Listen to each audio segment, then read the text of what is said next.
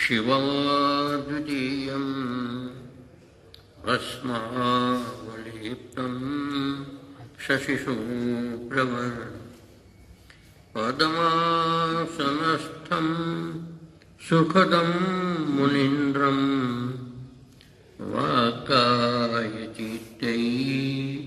सततं भजेऽहम्। गुरुर्ब्रह्मा गुरुर्विष्णु गुरुर्देवो महेश्वर गुरुसाक्षात् परं ब्रह्म तस्मै श्री गुरुवे नमः। ध्यानमूलं गुरुर्मूर्ति पूजामूलं गुरुपदम् मंत्रमूलं गुरुर्वाक्य मोक्षमूलं गुरुकृपा। ओम नमः चंडिकाय।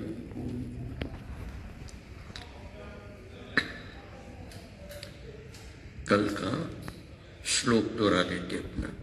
जी हाँ।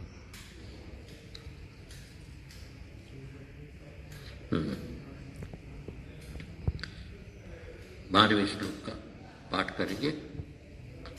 कृत्वा तत्रैकाग्रं मनः कृत्वा यच्चित्तेन्द्रियक्रिया उपविश्यासने युञ्जात् योगमात्मा विशुद्धये समं कायशिरोग्रीवम् आर्यन्नचलं स्थिरम् सम्प्रेक्ष्य नासिकाग्रं स्वम् दिशश्चानवलोकयन् प्रशान्तात्मा विगतभीर् ब्रह्मचारी व्रते स्थितो मनस्संयमचित्तो युक्त आसीत मत्पर युञ्जनेव सदात्मानं योगी नियतमानस शान्तिनिर्माणपरमां मत्संस्थामधिगच्छति।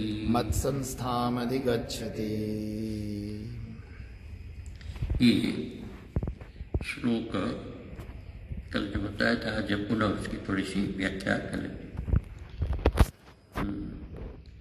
योगी गुंजितम आत्मने, योगी निरंतर परमात्मा के अंदर ध्यान करते करते, अपने चित्त को एकाग्र करते करते नियत मानस, निरुद्ध मानस, नियत मैंने निरुद्ध कर लिया है मन की इन वृत्तियों को, जिसने बाधित कर दिया है चित्त की वृत्तियों को, जिसने ऐसा मानस मैंने मन वाला योगी मत संस्थान, मेरे प्रति जो निष्ठा है, निष्ठा से युक्त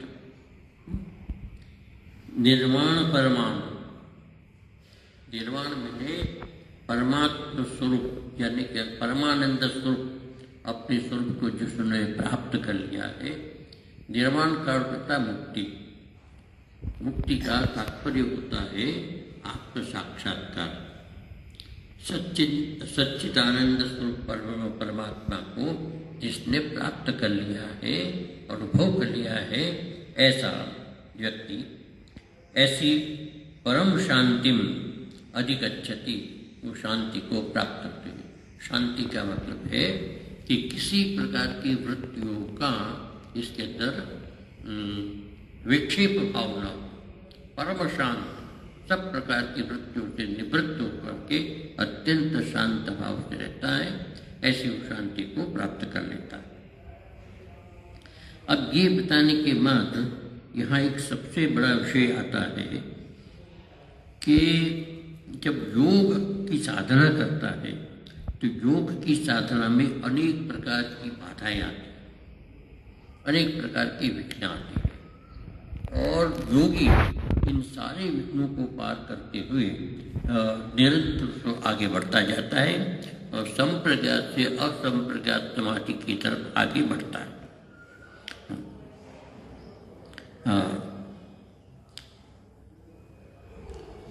उसमें एक सूत्र है पतंजलि के द्वारा, ते समाध्युपसर्गः वित्थाने सिद्धयः।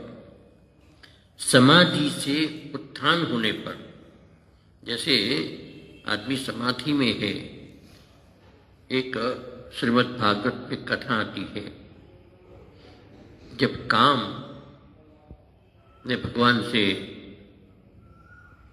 प्रार्थना की कि मैं आपसे युद्ध करना चाहता हूं, तो भगवान ने कहा ठीक है युद्ध करो।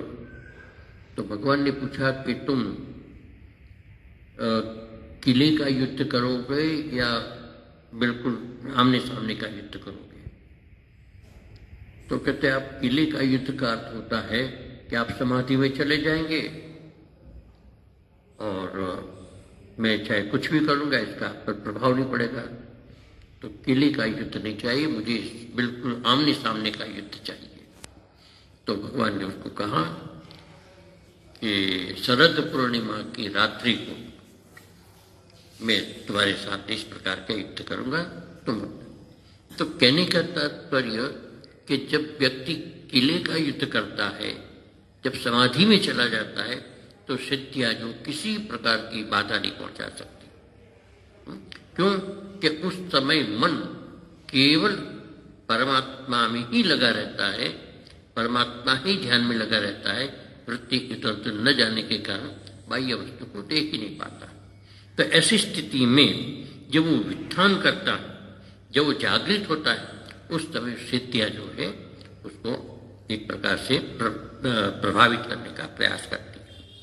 तो इस प्रकार से ये तेज समाधौ उपसर्गा व्युत्थाने सिद्धयः, उत्थाने समाधि से उत्थान होने पर उपसर्गा, उपसर्ग में बाधक जो सिद्धियां हैं वो समाधि में आती है, समाधि के लिए आती है। वो वृत्तियां जो 6 प्रकार की वैसे सिद्धियां हैं। एक सिद्धि है प्रातिभ सिद्धि, एक श्रावण सिद्धि है, एक वेदना सिद्धि है, एक आदर्श सिद्धि है, एक आस्वाद सिद्धि है और एक वार्ता सिद्धि है। ये 6 प्रकार की सिद्धि। तो 6 प्रकार की सिद्धि का अलग अलग अपना स्वरूप है।